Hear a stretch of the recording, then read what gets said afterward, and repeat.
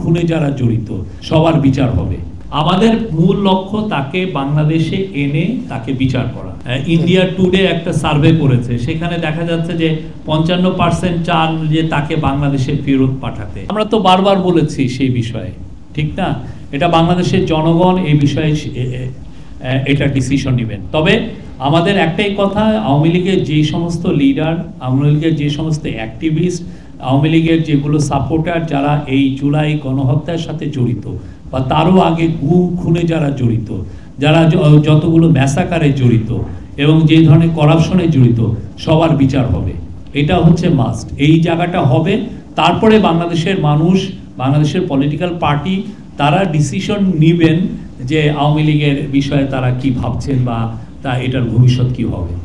আমাদের মূল লক্ষ্য তাকে বাংলাদেশে এনে তাকে বিচার করা। এবং আপনারা জানেন কিছুদিন আগে ইউনাইটেড নেশনসের যে হিউম্যান রাইটস অফিসের যে রিপোর্ট হয়েছে তাতে স্পষ্ট কি ধরনের ক্রাইম উনি করেছেন। তো উনি ওরা যেটা বলেছে যে তাকে অ্যাকিউজ করা হচ্ছে যে উনি ক্রাইমস এগেইনস্ট হিউম্যানিটি করেছেন। এটা কিন্তু খুবই বড় ভয়ঙ্কর রকমের একটা ক্রাইম। আপনি মানবতার বিরুদ্ধে আপনি ক্রাইম করেছেন। তো সেই এখন যেটা হচ্ছে যে ইউএন রিপোর্টের পরে এবং কিছু কিছু হিউম্যান রাইটস গ্রুপের রিপোর্টের পরে প্রচুর প্রেশার তৈরি হচ্ছে। এবং এই প্রেশারের একটা আপনারা ইন্ডিকেশন দেখেছেন যে একটা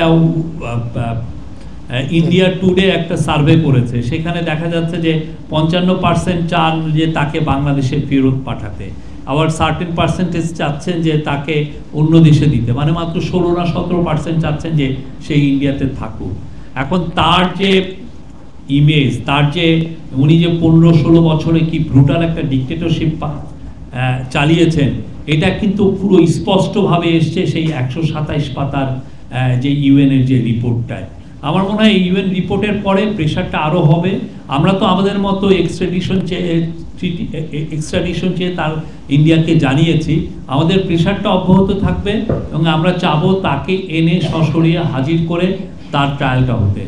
বাংলাদেশের মানুষ তার ট্রায়ালটা দেখতে চায়, তাকে আইনের আওতায় আনাটা সবাই, এটা আমাদের একদম টপ প্রায়োরিটি এবং আমরা সেই লক্ষ্যে যতগুলো কাজ করা দরকার সবগুলো কাজ আমরা করছি।